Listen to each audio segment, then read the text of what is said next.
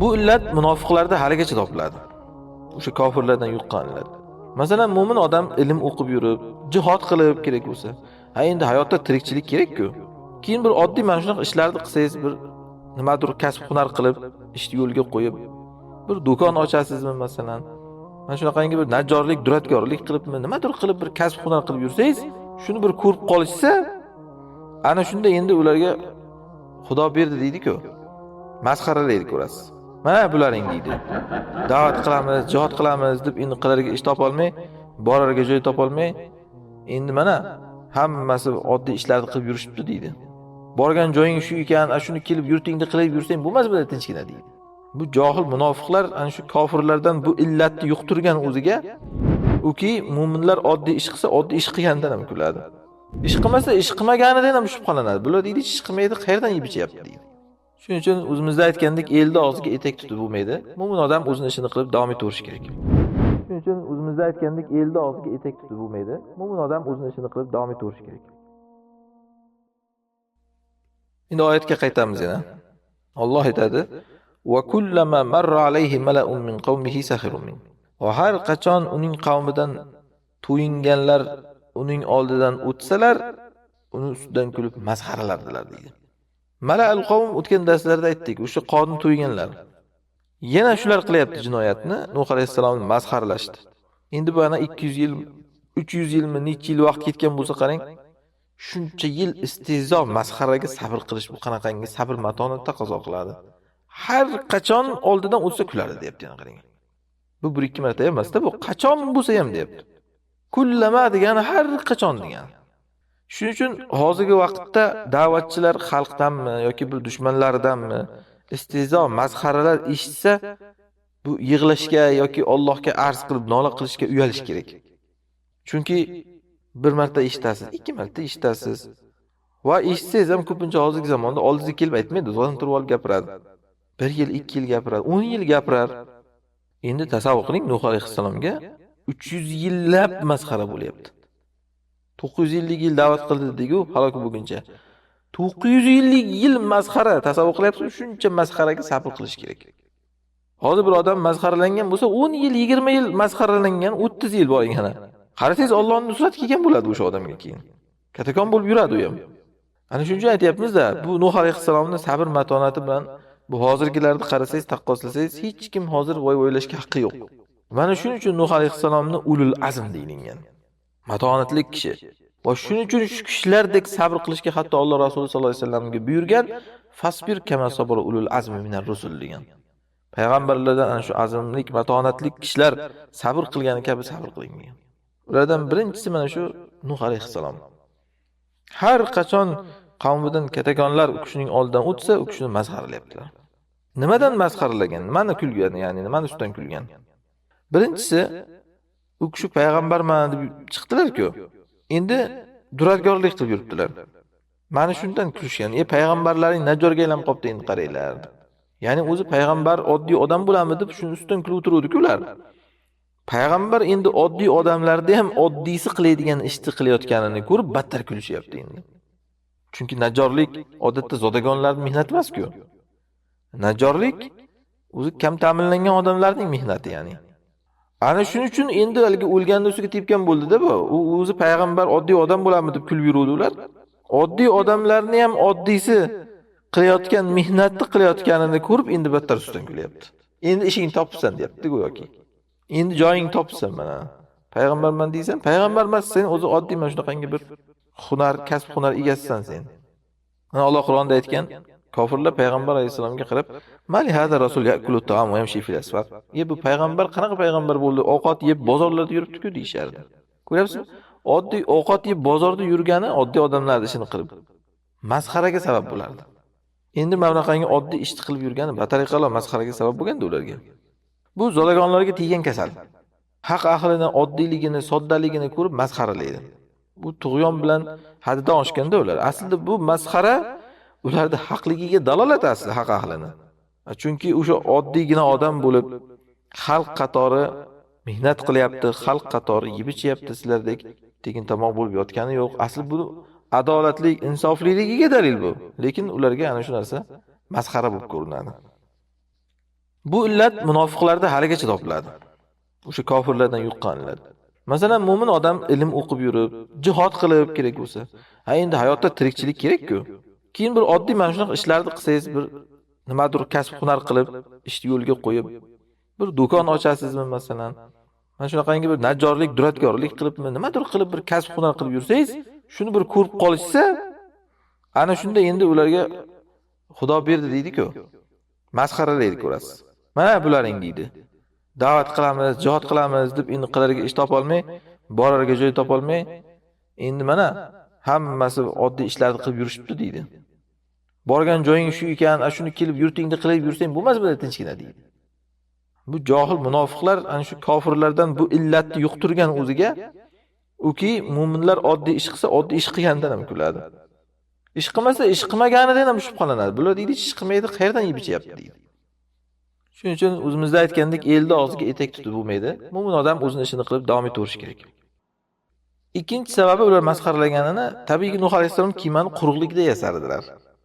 Ular shuni masxaralardi. Sen quruqlikdan bu kiymani dengizga qanday tortib borasan? Va o'zi dengizda qayerga bormoqchisan yana? Yoki bu yerga suvni qanday tortib kelasan?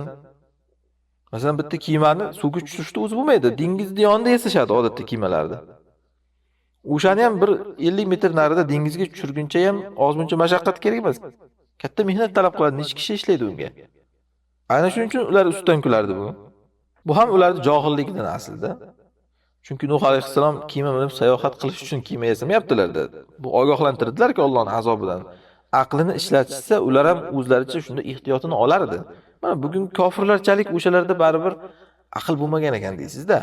Bugun kofirlarni qarang, agar osmondan tosh tushsa, yadroviy urushlar bo'lib ketsa deb, agar degan ehtimolni inobatga olib, yerto'lalar qazib qo'yishgan.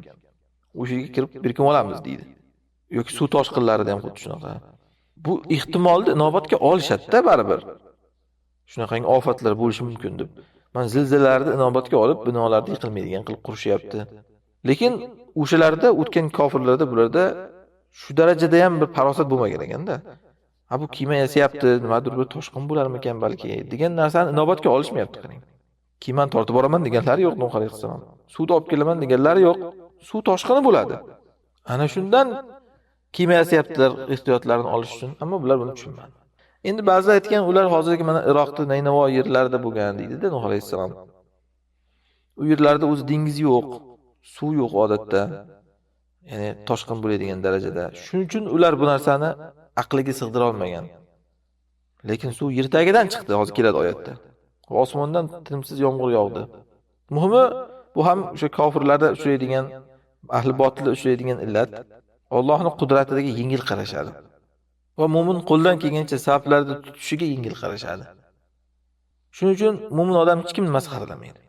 Alloh Qur'onda aytgan, la yasqar qawmun min qawmin asa yakunu khayran minhum. Biror qavmni masxaralamasin, ehtimol ular bulardan yaxshi bo'lishi mumkin deydi. Qur'ondagi ehtimol albatta degani. Kim kimni masxaralasa bilingki, o'sha masxaralangan masxaralovchidan yaxshi. Qur'onda qancha oyatlarda keldi. Va laqad istuhzi'a bi rusulin min qablik fahaqqa bil ladina sakhiru minhum ma kanu bihi yastahzi'un. Sizdan oldingi payg'ambarlardan istizo qilingan, istizo qiluvchilarga istizo qilgan narsalar tushgan boshiga deydi. Fattaxattumuhum sikhriyan hatta anzakum zikri va kuntum minhum tadhakun. Kofirlarga Alloh aytadi, sizlar mu'minlarni masxaraladinglar. Ular masxaralashinglar ularni. Sizlarga mening zikrimni unuttirib yubordi. Sizlar ular ustidan kulardinglar degan. Zuyina lillazina kafaru hayatud dunya va yaskhuruna minallazina amanu. Kofir bo'lgan kishilarga hayotud dunyo ziynatlanib qo'yilgan, ular iymon keltirganlarni masxaralaydilar deydi. Va hokazo oyatlar ko'p bunga. Uchinchi sabab masxaralarini ular o'zi kiyma nimaligini bilishmagan shu paytgacha aytdik-ku, Nuh alayhisalom birinchi ixtiro qildilar kiymani. Nima qilyapsan? Nuh daraxt kesib deyishardi. Kiyma yasayapman desalar, u kiyma nima? deyishgan. Nuh alayhisalom aytardilar-ki, kiyma bu taxtadan bo'lgan uy, suvda cho'kmaydi. Suvda cho'kmaydi desalar, mana shu joyini ushlab olib kulishgan. Suvda cho'kmaydigan narsa yasarmish bu. Suvda cho'kmaydigan uy yasarmish deb. Bu bir maymunlar to'dasiga o'xshaydi bular qarasangiz.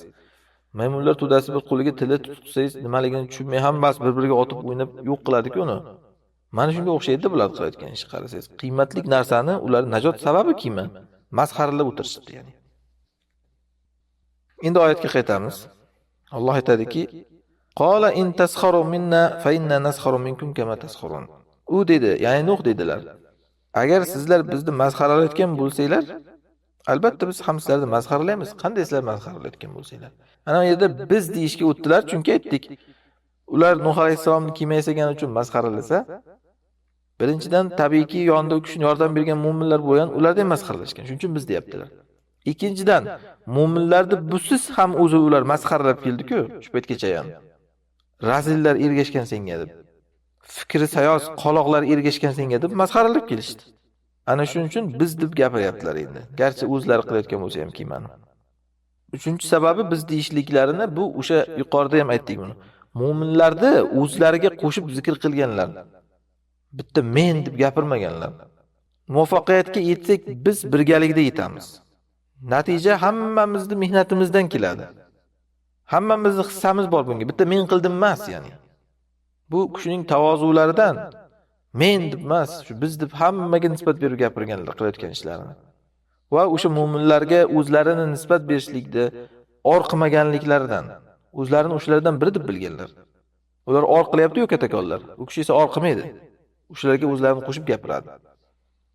Keyin aytdilarki, biz ham sizlarni masxaralaymiz, qanday sizlar masxaralagan bo'lsanglar shu kabi. Yuqorida aytdik, aslida masxara yaxshi ish emas. Shuning uchun Alloh bundan qaytardi. La yasxar qavm min qavmin. Biror qavm masxaralamasin dedi. Xususan boshga balo kelganda bir odamni masxaralash yaxshi ish emas. O'laman desa kulaman deysan deydi-ku. Bu yaxshi ish emas mana shunaqa qilish. Bir odam o'laman desa bir odam kulib o'tirishligi. Battar bo'ldi. Endi bu yerda masxaralaymiz deganlaridan maqsad birinchidan mana aytib qo'yibdi o'zi. Sizlar masxaralaganinglar kabi masxaralaymiz. Ya'ni aslida biz masxaralash niyatimiz yo'q sizlarni. O'lsanglar kulish niyatimiz yo'q. Achinamiz sizlarga. Lekin nima qilaylik sen masxaralaganingdan keyin? Masxaralaganingdan keyin albadiyu azlam deydi-ku, boshlagan zolim. Biz ham masxaralaymiz deydi seni. Masalan qarang, bir odamni musli qilib o'ldirish qaytarilgan. Ya'ni quloq burnini kesib boshqa qilib. Bu qaytarilgan. Lekin bir odamni shunaqa qilib o'ldirgan bo'lsa, qasos e'tibordan keyin uni o'zini ham shunaqa qilib o'ldirishga ba'zi ulamolar ruxsat bergan. Bu qaytariqqa kirmaydi deyshadi. Chunki Rasululloh sollallohu alayhi vasallam ham Uroniyinlar degan kishilar bir cho'ponni shunaqa qilib o'ldirishganda Rasululloh o'sha Uroniyinlarni o'zlarini shunaqa qilib o'ldirganlar. Quloq burnini kesib, ko'ziga mix qoqib, suvsiz sahroga tashab qo'yib o'ldirganlar. Bu qasos e'tiboridan bo'lgan deyishgan. Mana bu yerda ham xuddi shunaqa. Faman i'tada alaykum fa'tadu alayhi bimithli ma i'tada alaykum. Kim sizlarga adovat tajovuz qilsa, uni qilganini mislicha sizlar ham unga tajovuz qilinglar. Ibn al-Ambari rahimahulloh aytganlar, bu yerda biz sizlarni masxaralaymiz, qanday bizni masxaralagan bo'lsanglar deganidan maqsad bu sizlarning qilmishinglarga jazo. Muzawwajatul kalam uslubi deyiladi, ya'ni kalomni o'xshatish. Ya'ni qanday qilgan bo'lsang, xuddi shunday o'zingga qaytaramiz degan. Zajjaj rahimahulloh shuning uchun buni ta'bir qilib aytganlar. Sizlar bizni qanday johilga chiqarayotgan bo'lsanglar, biz ham hali sizlarni johilga chiqaramiz xuddi shunday. Masxaralaymiz degandan maqsad shu degan. Ya'ni bu gaplarda ulamolar, ya'ni o'zimizni sodda qilib aytgan hasb ushlash deyiladi-ku. Nima uchun shunaqa qilib masxaralaymiz degan so'zni hasb ushlashga harakat qilishyapti ulamolar? Chunki aslida mu'min odam hech qachon birovdan kulmaydi. Ana shuning uchun bu masxaralaymiz degan gapni ulamolar ta'vil qilyapti. Kimdir johilga chiqaramiz deyapti, kimdir aytayaptiki jazo e'tibordan qilamiz sizlarga ham deyapti. Masalan, Alloh Qur'onda aytgan yashfi sudura qawmi mu'minin. Alloh mu'min qavmning ko'ksiga shifo beradi degan. Jihad qilsanglar, kofirlarni o'ldirsanglar, va yuzhibu g'ayza qulubihim. Ularning qalbidan nafratni ketkiradi degan. Ya'ni mu'min odamning ichiga mush kofirga nisbatan adovat, nafrat kirib qoladi-yu. Shuni kofirning o'lganini, u ham bir shunaqangi jazolanganini ko'rsa, mu'min odamning ko'ngli shifo topadi. Xumoridan chiqadi, ya'ni. Ichidagi nafrat tiqilib qolgan nafrat ketadi. Aks holda inson ichiga nafrat tiqilib qolishi uni yomon insonga aylantiradi. Masalan, xavorijlik qayerdan chiqadi? Kofirlarga jazo berilmayotgandan chiqadi. Chunki o'sha mu'minlarning ichiga nafrat tiqilaveradi-da, bu o'sha xuruj bilan chiqib ketadi oxiri. Bu chegaradan chiqib ketadi keyin. Bu balo bo'ladi keyin. Ana shuning uchun Alloh mu'minning ko'ksiga shifo beradi, o'sha jihad qilinsa, kofirlar o'ldirilsa, yetarlicha jazosini olsa. Mana bu yerda ham xuddi shunday demoqchimiz. Asl mu'min odam masxarachi, istehzochi bo'lmaydi. Lekin shu ichidagi nafrati chiqib ketadi ana shunaqa kofirga Allohning balosi kelgan paytda. Ba'zi ulamolar aytganki, bu oxiratda degan. Sizlar qanday biz ustimizdan kulayotgan bo'lsanglar, biz ham hali sizlarning ustingizdan kulamiz, ya'ni oxiratda. Alloh Qur'onda aytgan-ku, "Falyawmallazina amanu minal kuffari yadhakun." Bugun endi iymon keltirganlar kofirlarning ustidan kuladilar degan. Suralarda o'tirib olib. Aslida ikkisi ham deyishimiz mumkin. Ya'ni oxiratda ham albatta kofirlar ustidan kuladi mu'minlar va dunyoda ham. Lekin bu aytdik, jazo e'tiboridan asl mu'min odam masxarachi bo'lmaydi. Mana Rasululloh sollallohu alayhi vasallam Badr jangida mushriklarni olib kelib quduqqa tashaganlar. O'shanda quduqni ustida turib aytganlar-ku, Robbiylar va'da qilgan narsani haqligini topdinglarmi mana? Biz Robbimiz va'dasini haqligini topdik deganlar. Mana shu ustidan kulish degani-da. Ketdingmi, ketadigan joyingga deb. Yoki mana qaysiki mushrikning qabridan o'tsang, do'zax bashoratini ber unga deganlar. Bu ham xuddi shunday. Mana ustidan kulish degani mana shu bo'ladi, ya'ni.